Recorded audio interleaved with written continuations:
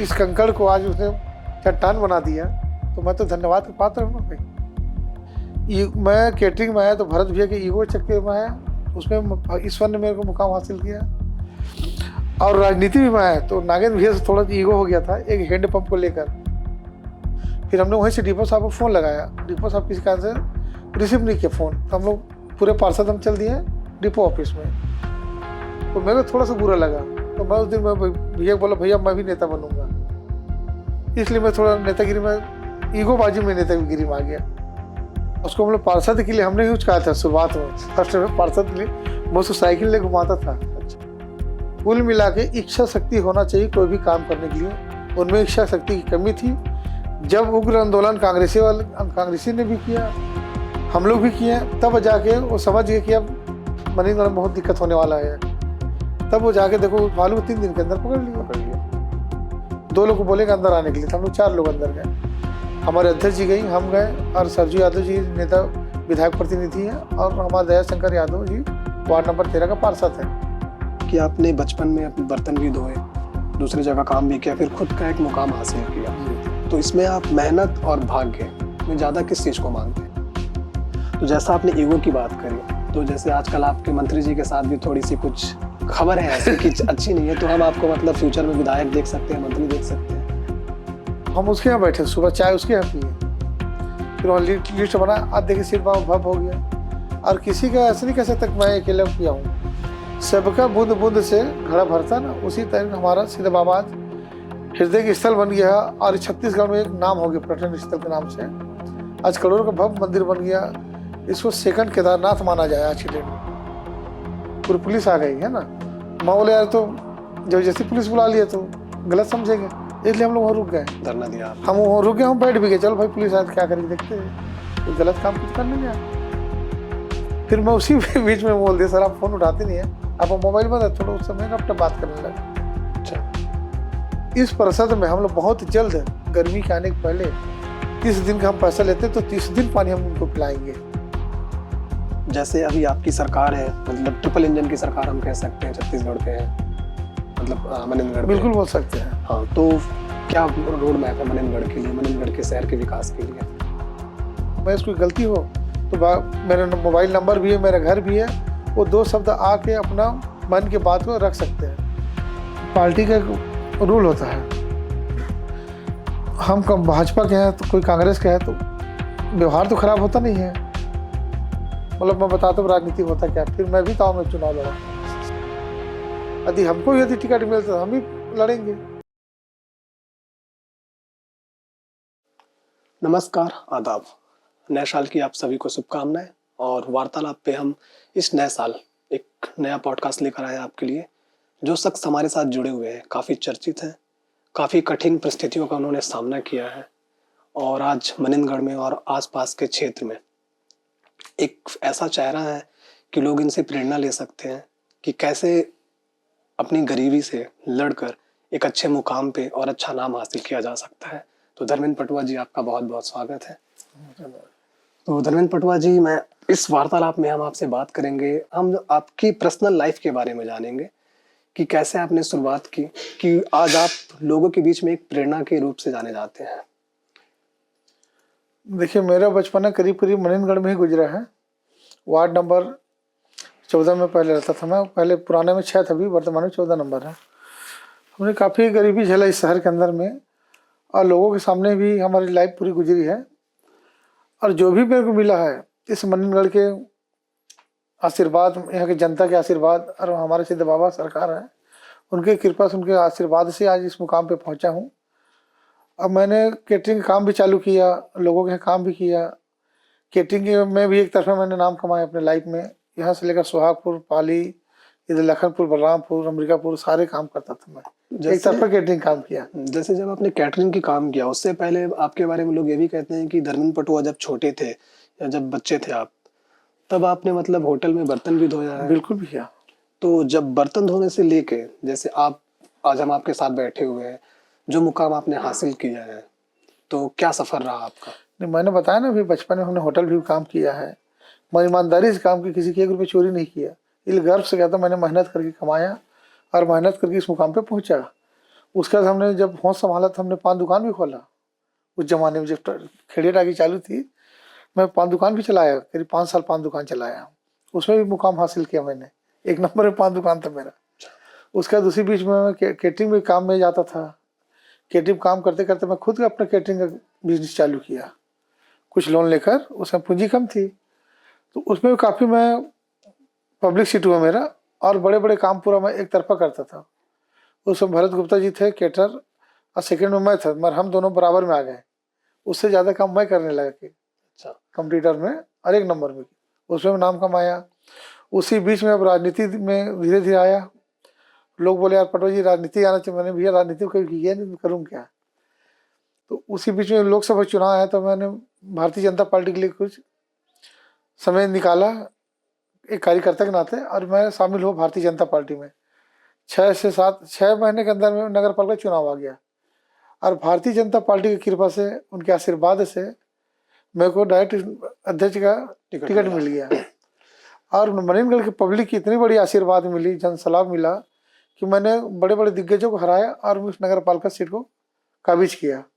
अब भारतीय जनता पार्टी के पहला प्रथम अध्यक्ष धर्मेंद्र पटवा ही बना इस मरीनगढ़ के अंदर, रिकार्ड तोड़ा कांग्रेसों को हराकर। तो ये बोला जाए कि भारतीय जनता पार्टी में कभी भी नाम होगा तो पहले मेरा ही नाम आएगा नगर पालिका अध्यक्ष तो में। धर्मेंद्र पटवा का नाम पहले नंबर पहले पे नाम आएगा भारतीय जनता पार्टी में। अच्छा, तो जैसे आपने उस दिन भी बताया, हमने इस शहर को देखा कि पब्लिक ने एक हाथ में से उठाया और आशीर्वाद दे दिया मेरे को। हम पॉलिटिकल के बारे में बात करेंगे थोड़ा सा, बट जैसे आपने बोला कि आपने बचपन में बर्तन भी धोए, दूसरी जगह काम भी किया, फिर खुद का एक मुकाम हासिल किया, जी तो इसमें आप मेहनत और भाग्य में ज्यादा किस चीज को मानते हैं? देखिए, मेहनत तो करनी पड़ता है, मेहनत नहीं करें तो भाग नहीं होगा। मेहनत और भाग दोनों को साथ में लेकर चलना पड़ेगा आपको। मेहनत एक परिश्रम होता है, परिश्रम से पीछे नहीं हटना चाहिए। और भाग्य तो ईश्वर की कृपा होता है। जब हम अच्छे कर्म करेंगे तो ईश्वर पहचानेगा, और जनता भी देखेगी कि आपके साथ हम बात कर रहे थे, हमको अच्छा लगा तब हम बात कर रहे हैं। उसी टाइप पब्लिक ने भी हमको आशीर्वाद दिया। इस शहर में सब कुछ मैंने पाया, जो कुछ है इस शहर के आशीर्वाद से मेरे पास। अच्छा, तो जो युवा आपसे प्रेरणा लेना चाहते हैं, क्योंकि आप वास्तव में मतलब काफी लोगों के लिए मनिनगढ़ में आसपास के शहर के क्षेत्र के लिए एक प्रेरणा स्रोत भी है, तो क्या सीखना चाहिए उन्हें आपसे? मैं तो सभी युवा भाई बहनों से ही बोलूँगा, पहले अपना व्यवहार को बढ़िया कुशल व्यवहार रखना चाहिए। गरीब हो अमीर हो सबसे प्रणाम करना चाहिए, और अच्छे से बात करना चाहिए। अब मुस्कुराने हमारा क्या लगता है, स्माइल होने कुछ लगता नहीं है। तो मैं चाहूँ पहले अपना व्यवहार को बढ़िया से, और उसके बाद आपका जो लेन देन होता है ना, किसी हम लिए और दिए नहीं बेईमानी, तो बेईमानी कभी नहीं करना चाहिए। आपका व्यवहार और ईमानदारी सबसे बड़ी पूंजी है। मेरे लाइफ में जो मैंने सीखा, अपने व्यवहार ईमानदारी को पहले प्राथमिकता देता हूँ, और अपने घर भी मैं अपने बच्चों को सिखाता हूँ। जीवन में बेटा आगे बढ़ना है तो अपने व्यवहार और दूसरा लेन देन वो बहुत अच्छा होना चाहिए आपका। आगे बढ़ने का सबसे बड़ा सीढ़िया ये है। जैसे आप एक नेता के तौर पे भी एक्टिव हैं, जैसे आपने खुद कहा कि आप प्रथम भाजपा से मतलब प्रथम व्यक्ति थे जिन्होंने अध्यक्ष का पद जीता मनिनगढ़ पे, तो एक नेता की कथनी और करनी में कितनी डिफरेंस होती है? देखिए, हम क्योंकि राजनीति अक्सर कहा जाता है कि नेता की कथनी और करनी अलग होती है। नहीं ऐसा नहीं है। नेता ऐसा नहीं कि हमेशा झूठे बोलते हैं। मन मैं चाहता हूँ काम उतने वादा करो जितना हम कर सके। फेगलबाजी वाला काम बिल्कुल पसंद नहीं मेरे को। यदि मैंने जो बोला वो काम मैं करूँगा। और मैंने 5 साल अध्यक्ष था, 1 से 22 तक था। वार्ड है, पहले 21 था, एक वार्ड बढ़ चुका है। आप किसी वार्ड में जाइए, धर्मेंद्र पटवा जब अध्यक्ष था, यदि कोई काम बोला वो किया कि नहीं, आप सवाल जवाब उससे कर सकते हैं। मैं भी यहीं, और हमारी जनता भी मनिंदगढ़ में है। और मैं वचनबद्ध हूँ, यदि मैंने बोला तो कार्य को करूँगा ही करूँगा। जैसे मैंने बोला पानी पिलाऊंगी शहर में, इंटरविल इंडिकेट बना। उसके पाइपलाइन की बात रही, हम मवहारपारा में से लेकर आपका रेलवे में है ना, हमने पाइपलाइन बिछाया। एक एक घर में पानी मिल रहा है। लोग जब कभी पानी नहीं मिल रहा तो पानी दिए, जब कभी लाइट नहीं थी वहाँ लाइट लगाए, जब कभी रोड नहीं थी वहाँ रोड लगाए। आपके 22 नंबर वार्ड में भी पता कर सकते हैं आप, जहाँ आपका निवास है।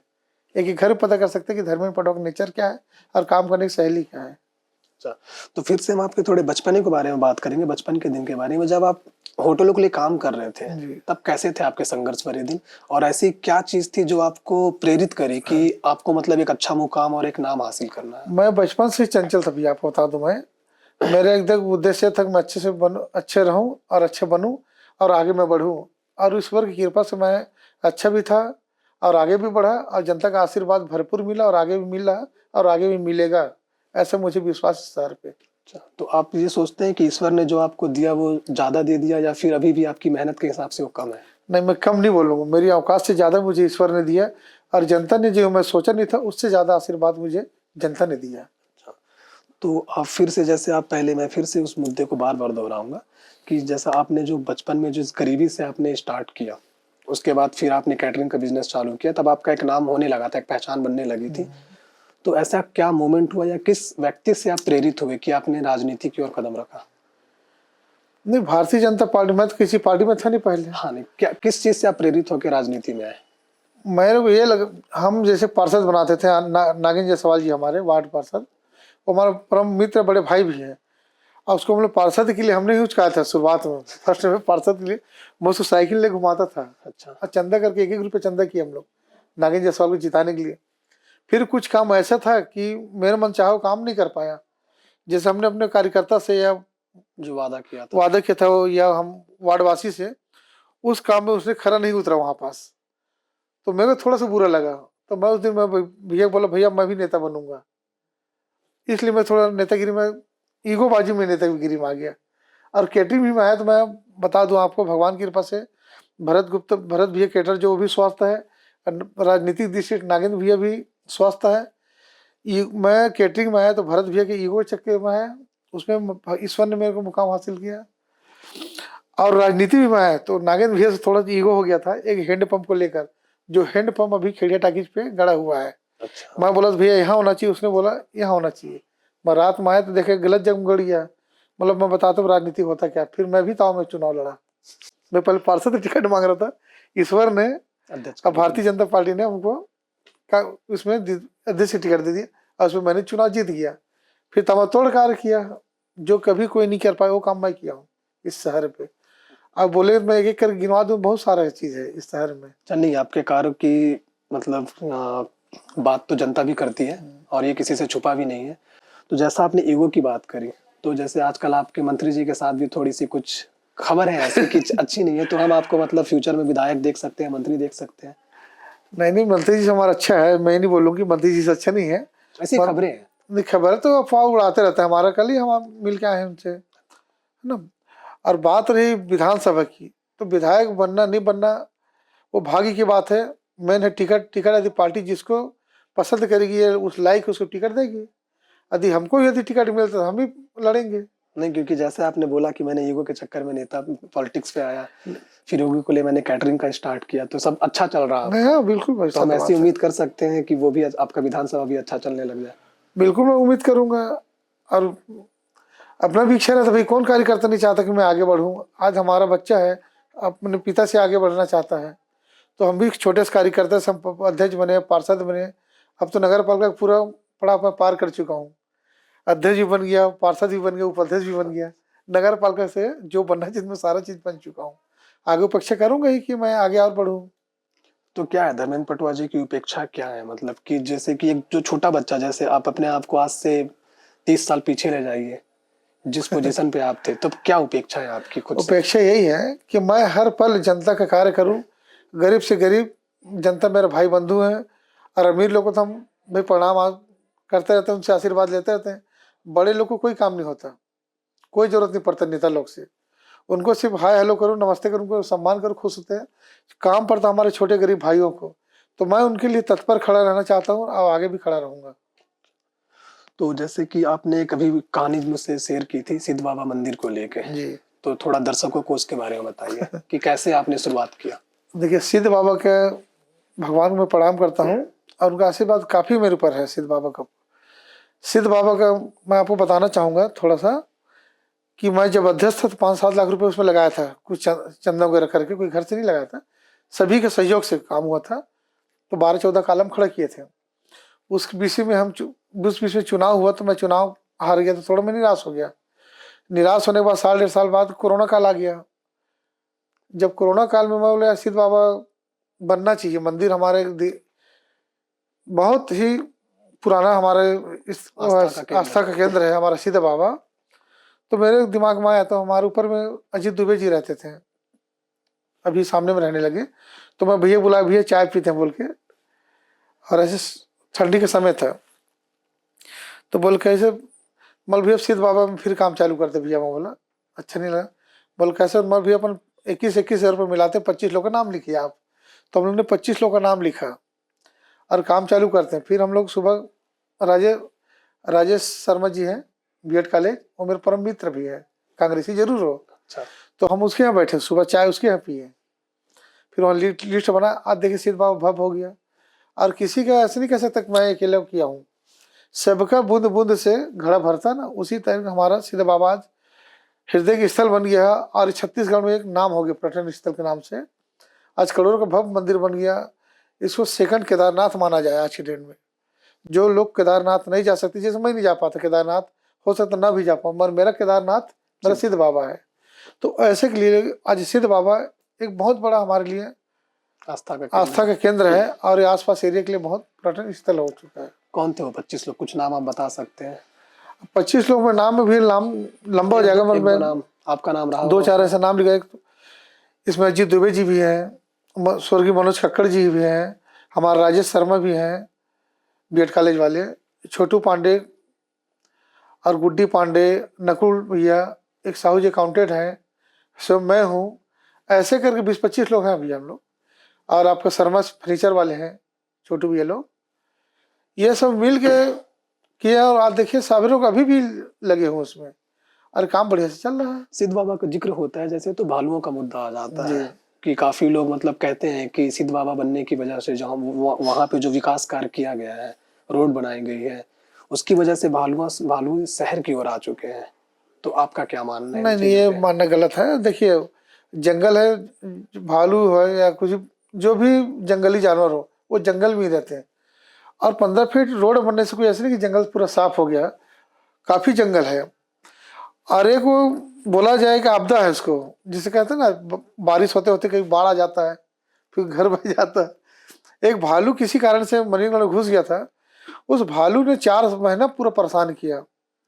अब लोगों काफी प्रभावित थे और डर भी बना था उस भालू के लिए। हम लोग भी आंदोलन भी किया उसके लिए। डीएफओ से आपके एक वीडियो काफी वायरल हुई जहाँ पे आपने मंत्री जी को भी बोला कि क्या कर लेंगे ऐसा करके, मतलब थोड़ी सी, मैं अगर गलत ना हो अपने शब्दों पे तो। नहीं गलत नहीं है, उसमें हमने ऐसे कुछ नहीं बोला था। हम लोग को एक बैठक था मवेशी के लेकर, जो डेयरी बना के रखे ना शहर के अंदर में, उस डेयरी को लेकर जो गाँव जानवर को दूध दूहने के बाद रोड पे छोड़ देते हैं, उससे एक्सीडेंट होता है, घटना होता है, उसके लिए एसडीएम साहब साथ हम लोग बैठक किए थे। उसी बीच में और वार्ड नंबर 1 का शहीद है, उनका फोन आया पार्षद का कि भैया भालू कल आया था। तो हम लोग बोले यार मुंह से मत बोला, आप राइटिंग में लिख के दीजिए, हम लोग डिपो से बात करते हैं। फिर हमने वहीं से डिपो साहब को फ़ोन लगाया, डिपो साहब किसी कारण से रिसीव नहीं किया फ़ोन। तो हम लोग पूरे पार्षद हम चल दिए डिपो ऑफिस में। तो डिपो ऑफिस में बीसी चल रहा था, वो बोले 2 मिनट वेट करने के लिए था। हम बोले यार बोलो, अध्यक्ष जी आए हुए हैं, अध्यक्ष महोदया यादव मैडम, और बोलना पटवा जी आए हैं उपाध्यक्ष। तो फिर उसने 2 मिनट रुकने के लिए बोला। फिर उसका 2 मिनट भी नहीं लगा, 2 लोग को बोले अंदर आने के लिए। हम लोग 4 लोग अंदर गए, हमारे अध्यक्ष जी गई, हम गए, और सरजू यादव जी नेता विधायक प्रतिनिधि है, और हमारे दया शंकर यादव जी वार्ड नंबर 13 का पार्षद है। हम लोग गए हैं, अपना दिए कि सर भालू का आतंक है, अरे हम लोग ये लेटर देने आपको आए हैं। तो ठीक है, पढ़ा, ओके बोला, अच्छा बात किया। फिर मैं उसी बीच में बोल दिया सर आप फोन उठाते नहीं है, आप मोबाइल में थोड़ा उस समय रपट बात करने लगा। अच्छा, उसने रपट बात किया, उसने तत्काल घंटी दबा दी, इनको बाहर करो। तब हम लोग थोड़ा सा गर्मी हो गया कि साल हम आए हैं, कार्यालय किसी बापत है नहीं, शासन कार्यालय है, और आप वहाँ का मुखिया है, इसलिए हम आपको शिकायत लेना है। आप हमको बाहर कैसे छू बता दो, आप में दम है तो हम भी बोले इस बात को, आपके दम है बाहर कर निकाल दूंगा। कोई खाना खाने थोड़ी गए थे कि हम बैठने गए थे, हम एक शिकायत, आम जनता को शिकायत को लेकर गए थे। मगर उसने बिहेव किया तब ये घटना घटी। यदि बिहेव नहीं करता तो हम लोग आए रहते हैं। उसके बाद भी हम नीचे आ गए, तो उसके बाद देखा तो 3 गाड़ी पुलिस आ गई। अच्छा, झहराखंड, मनीनगढ़, लेदरी वाले पूरी पुलिस आ गई है ना।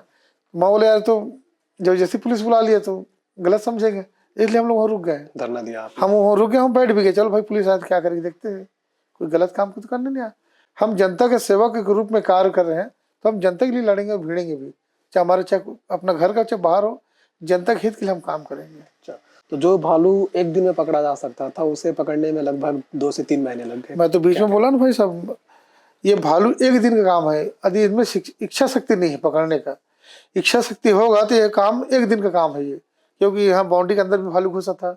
हम बोले जाली मंगाए तो छोटा जाली लेकर आ गए, पूरे पेड़ को हम लोग बोले यार अंदर घुसा पकड़ लेते हैं जाली लाने से, इनके पास व्यवस्था ही नहीं था। कुल मिला के इच्छा शक्ति होना चाहिए कोई भी काम करने के लिए, उनमें इच्छा शक्ति की कमी थी। जब उग्र आंदोलन कांग्रेसी ने भी किया, हम लोग भी किए, तब जाके वो समझ गए कि अब मनीनगढ़ में बहुत दिक्कत होने वाला है। तब वो जाके देखो उस भालू को 3 दिन के अंदर पकड़ लिया गया। बाकी दिन क्या कर रही थी ये? जब काम करने की क्षमता नहीं तो काम छोड़ देना चाहिए उसको। अच्छा, तो जैसा कि आप जैसे 5 साल के लिए अध्यक्ष रहे मनीनगढ़ पे पहले, तो आपकी ऐसी क्या कार्यशैली हुई जिस पे आप बहुत ज्यादा खुश हैं, और क्या चीज आपसे चूक गई जो आप उस समय करना चाहते थे पर कर नहीं पाए? देखिए उस समय मैंने स्विमिंग पूल का इच्छा था, हमारे युवा बच्चे में बोले सुरभि पार्क में स्विमिंग पूल के 1,56,00,000 रुपये हमने स्वीकृत करा दिया, और टैंक वगैरह बन गया, एक चेंज रूम बन गया है। 26 लाख कुछ रुपये खर्च हुआ था उस समय, और सामान भी उस समय मंगा लिए थे, मोटर्स वगैरह जो लगते हैं। मगर आज दिन तक क्या राजू भैया वो 5 साल, ये दीदी जी 5 साल हो गया, और प्रभा दीदी, हाँ। और ये हमारे 10 महीने होने जा रहा, आज तक हमने एक ईंट नहीं जोड़ पाए वहाँ, है ना। उसके बाद हमने नया बस स्टैंड बनाया, सांस्कृतिक भवन बनाया, कितनों आंगनबाड़ी बनाए, इंटक बेल बना। जी हाँ, रोड नहीं थी, वेद बाबू वाली जमीन देख लीजिए आप, लोगों को बंधक बना के रखा जाता था वहाँ, यहाँ से आप लोग नहीं जाओगे, इतने कीचड़ से लोग जाते थे। आज जो कीचड़ मुक्त हुए हैं, मतलब शहर में अनेक काम किया मैंने, मतलब बता नहीं सकता मैं कितना काम किया हूँ। नहीं, पर ऐसा कोई काम जिसे आपको ना कर पाने की मतलब एक अफसोस रह गया हो कि ये मेरा अफसोस ये रह गया भैया, एक हाईटेक बस स्टैंड बनाना था हमको, एक ट्रांसपोर्ट नगर बनना था, और पुराने नगर पालिका को मॉल के रूप में देना था। हम खाली करवाए पुराने नगर पालिका को, नए सब्जी मंडी में शिफ्ट किया है, तो इसको नए उसको मॉल, शॉपिंग मॉल बनाना था, और एक शॉपिंग कम्प्लेक्स बनना था अपना महिला मंडल को। ये काम रुका हुआ था, मगर मेरे को पूरा विश्वास है इस बार इस परिषद में हमारा अध्यक्ष भी है, हमारी सरकार भी है, क्योंकि हमारे क्षेत्रीय विधायक हमारा मंत्री भी है, तो मेरे को पूरा विश्वास है ये जो गुरु का काम है ये मेरा सपना पूर्ण होने वाला है, ऐसा मेरे पूरा उम्मीद है। और उस काम में दिल खोल के हम लोग लगे हुए हैं। और सबसे प्राथमिकता की बात यह है, हमारी जो माता बहनों को परेशानी होती पानी की, जल आपूर्ति वाली, तो एक दिन बाद पानी जो भी आए एक दिन बाद ही देते गया पानी। मगर इस परिषद में हम लोग बहुत जल्द, गर्मी के आने के पहले 30 दिन का हम पैसा लेते, तो 30 दिन पानी हम उनको पिलाएंगे। ये बहुत बड़ी बात रहेगी। पूरे वार्ड में करेंगे आप? पूरे 1 से 22 वार्ड में पूरे 30 दिन पानी पिलाएंगे हम लोगों को। जैसे अभी आपकी सरकार है, मतलब ट्रिपल इंजन की सरकार हम कह सकते हैं, छत्तीसगढ़ पे है, मतलब मनीनगढ़। बिल्कुल बोल सकते हैं। हाँ, तो क्या रोड मैप है मनीनगढ़ के लिए, मनीनगढ़ के शहर के विकास के लिए? देखिए भाई, हमारे मंत्री जी हैं, जितने मेडिकल का काम था सारा मेडिकल ला चुके हैं वो, मैं नहीं लगता कुछ चीज़ बचा होगा। ए टू जेड जो जरूरत चाहिए इस क्षेत्र को वो मेडिकल आ गया है। रेलवे लाइन की बात है तो रेलवे लाइन भी स्वीकृति हो गया है पूरा करीब करीब। बच्चों के लिए स्टेडियम चाहिए तो 8 करोड़ रुपये स्टेडियम के लिए स्वीकृति हो गया है। 92 लाख रुपया कल स्वीकृति हुआ है ये छोटी स्टेडियम के लिए। ऐसा में स्कूल के स्टेडियम की जी बात कर रहे हैं। ऐसा में लग रहा है आने वाले समय में ना कांग्रेस के लिए कोई काम नहीं बचेगा। पहले तो कांग्रेस सरकार आना भी नहीं है, आएगी भारतीय जनता पार्टी, और पूर्ण काम हम ही लोग करेंगे। और पब्लिक भी समझ चुकी कि कार्यकर्ता से लेकर नेता भारतीय जनता पार्टी में अच्छे हैं, जो बोलते हैं वो करते हैं। हम वो झूठा वादा नहीं करते, वादा कम करते काम ज्यादा करती है भारतीय जनता पार्टी की अपनी सरकार। तो ये आपकी बोला या फिर आपके पार्टी की? ये मेरी भी बोल सकते हैं, मेरी पार्टी की भी बोल सकते हैं। जब पार्टी बोले तब हम बोलेंगे। पार्टी हमको समझाती कि झूठ नहीं बोलना है, जो वादा करोगे वो काम करना पड़ेगा। इसलिए हम लोग वादा करते उस काम में फिर एकदम मन लगा के लग जाते, उस काम को लास्ट अंजाम तक पहुंचाना है। आपकी एक पोस्ट थी, मैं वो पढ़ूंगा, उसके बारे में थोड़ा विस्तार से बताइएगा।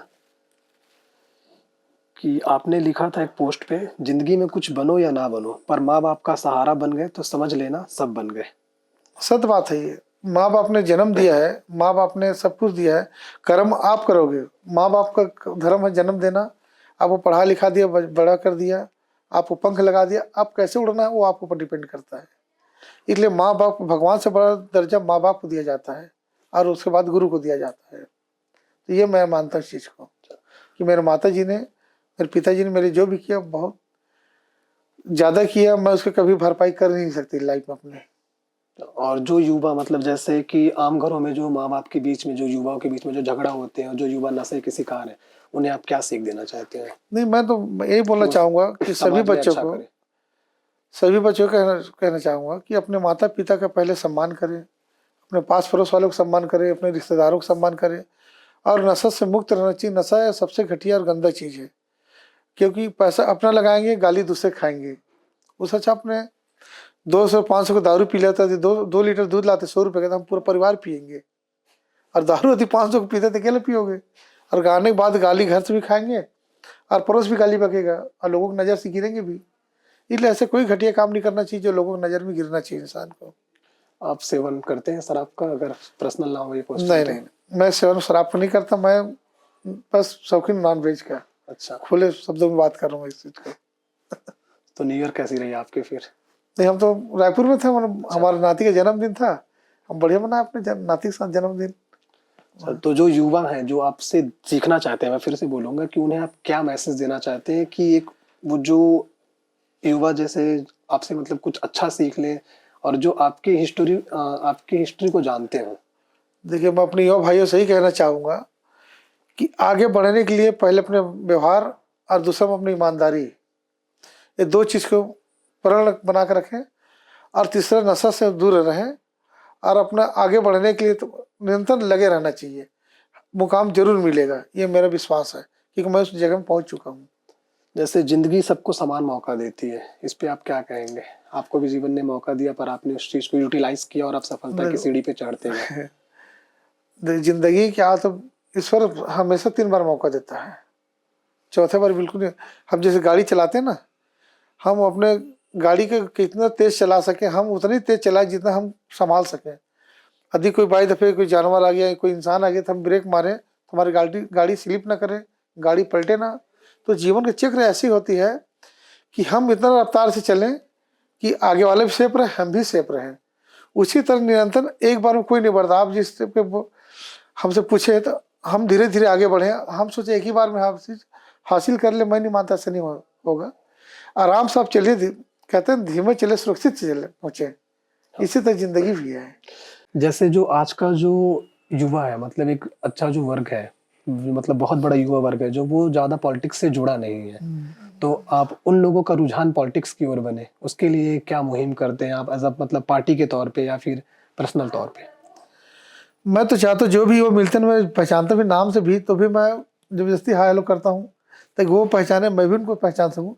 ऐसे काफ़ी लोग मैं नाम से नहीं जानता, मगर चेहरे से जानता हूँ, है ना। और हर युवक मैं हमेशा ही बोलता हूँ, और अभी भी बोल रहा इस चीज़ को, कि अब एक दूसरे प्रेम भाव में रहना चाहिए, और प्रेम भाव से बड़ा कोई चीज़ नहीं है। आप मुझे पहचानते थे या नहीं? मैं आपको पहचानता नहीं था, पापा का आपको कल इसीलिए पूछा, पापा हाँ। पहचानता आपके? नहीं, पर आपने मुझे कल बोला कि आपने वीडियोस देखी है मेरी। हाँ, वीडियो तो देखा हूँ आपको। अच्छा। वीडियो देखा, बहुत अच्छा लगा कि आपने त्रिपाठी जी का भी लिया था, हमारे, है ना, वार्ड नंबर 16 के निवासी भी है, हाँ, प्रकाश त्रिपाठी। प्रकाश भैया। और लोग बहुत उसको ऐसे बोलते हैं, मगर मैं तो उसे बहुत अच्छा मानता हूँ प्रकाश भैया को, अच्छा, क्योंकि कैसे खुला समझे? शब्दों में बात करते तो मैं बड़ा पसंद है। और जो खुला बात करता ना, निष्पक्ष बात करता, मुझे बहुत पसंद है। अच्छा, जैसे आपने निष्पक्ष बात की बात कही है, तो अक्सर लोगों का कहना है कि नेता जब हो मतलब एक साथ होते हैं या किसी भी पार्टी के हो, तो उनके संबंध बहुत अच्छे रहते हैं, सिर्फ स्टेज पे ही दिखावा करते हैं कि ये कांग्रेसी है, ये भाजपाई है। देखिए, क्या कहना है इस बारे में आपका? पार्टी का एक रूल होता है, हम कब भाजपा के हैं तो कोई कांग्रेस के है, तो व्यवहार तो खराब होता नहीं है। मनोमंच में हम अपनी बात करेंगे, हम अपने उपलब्धियां बताएंगे, आप अपने उपलब्धियां बताएंगे, वो जनता तय करेगी कौन सच्चा कौन झूठा है। अच्छा, वो तो पार्टी कोई बात ही नहीं है, और पार्टी चलती कोई एक दूसरे कॉलर थोड़ी पकड़ेगा मगर व्यवहार भी होता है कोई चीज़। और आजकल जैसे एक नया ट्रेंड सा बन गया है कि लोग खुले मंच पे मतलब एक दूसरे का नाम लेके हमला करते हैं एक दूसरे के ऊपर, या दाग लगाना कहते हैं, तो इसे आप किस हद तक सही नहीं, मानते मैं हैं? तो ये मानता हूँ भैया कि राजनीति अपने जगह में, व्यक्ति का संबंध अपनी जगह में है। हम पार्टी की लड़ाई लड़ रहे, कोई व्यक्तिगत लड़ाई अपने घर के लिए नहीं लड़ रहे, तो वहाँ पर्टिकुलर नाम नहीं लेना चाहिए। अब भारतीय जनता पार्टी बोल सकते हैं, हम कांग्रेस को बोल सकते हैं, कांग्रेस के लोग बोल सकते हैं, कांग्रेस का नाम ऐसे नहीं बोल सकते, हम कांग्रेस को बोल पर्टिकुलर सकते, किसी नेता का पार्टिकुलर नाम नहीं लेना चाहिए। मैं तो ये बोलूँगा, पार्टिकुलर नाम इसलिए नहीं लेना चाहिए कि हम लड़ रहे हैं सिर्फ आम जनता के लिए, और जनता इतनी समझदार हो चुकी है। पहले बोलते थे मुर्गा दारू बिक जाता था, कोई चाय बिस्कुट भी जाता, मैं कभी नहीं मानता। पब्लिक हमारी इतना जागरूक है ना, इतनी समझदार पब्लिक है। आप कुछ भी कीजिए, जिसको वोट डालना वो पहले मन में वोट डालने आने के पहले हफ्ता भर पहले दिमाग बैठा लेता है, ये नेता को मैं वोट डालूंगा। इसलिए कोई पैसा दारू मुर्गा काम नहीं करता, आपका व्यवहार और आपका काम ही काम। आपने कभी वोट कोशिश की मुर्गा दारू देकर खरीदने की वोट? नहीं, मैं इस टिप्पणी नहीं करता भाई। मैं संबंध में अपन जैसे बोलते हैं ना, अपन भाई व्यवहारता में, चलो भैया चाय पी लेते हैं, मेरे पैसे ले लो, मेरे को वोट डालिए, काम नहीं करता मैं। आप इच्छा से वोट डाली भी नहीं तो कोई बात नहीं, आपको वोट है, आपको मत। मत मतलब वो इतना बड़ी चीज है ना कि धन दौलत से भी बड़ा मत है। उस मत को मैं नहीं मानता कोई माइक लाल छीन लेगा आपसे। वो मत आपकी चीज है, कोई कपड़ा है, सोना चांदी लूट लेगा, मगर मत को कैसे लूटे? वो तो आप जब इच्छा पड़ेगा तभी बटन को दबाएंगे। तो मताधिकार हमारा बहुत बड़ी चीज है। इस उस मत का ऐसे जगह में उपयोग कीजिए जो आपके लायक हो और आपके शहर के, आपके नगर के लायक हो, उसी को मत देना चाहिए। मेरा मानना तो ये है। चाहे वो किसी भी पार्टी का हो, पार्टी कोई भी हो, वो आपको विश्वास होना चाहिए, ये व्यक्ति को मैं अपना वोट डालूं, ये मेरा वोट खराब नहीं होगा। ऐसे व्यक्ति को वोट डालना चाहिए, चाहे पार्टी कोई भी रहे। अच्छा, स्वास्थ्य मंत्री जी के बारे में कुछ 2 शब्द अगर आपको कहना हो, श्याम बिहारी जी को लेकर। अब हमारे श्याम बिहारी जी हम तो ये कहना चाहेंगे, हमारा मंत्री है। अब पहले तो हमारे क्षेत्रीय विधायक हैं और ईश्वर ने उसको मंत्री बनाया, थे हमारे, हम तो शुभकामनाएं देंगे उनको। आगे निरंतर जो कार्य कर आगे भी ऐसे कार्य करे और अपने कार्यकर्ता को भी लेकर चले आगे बढ़ने के लिए। कार्यकर्ता हमारे सबसे मूल मंत्र है। हमारा चुनाव जिताने का पहला मूल मंत्र हमारा कार्यकर्ता ही जाके पब्लिक से वोट मांगता है। एक नेता हर घर में नहीं पहुंच सकता, हमारा कार्यकर्ता हर घर पहुंच सकता है।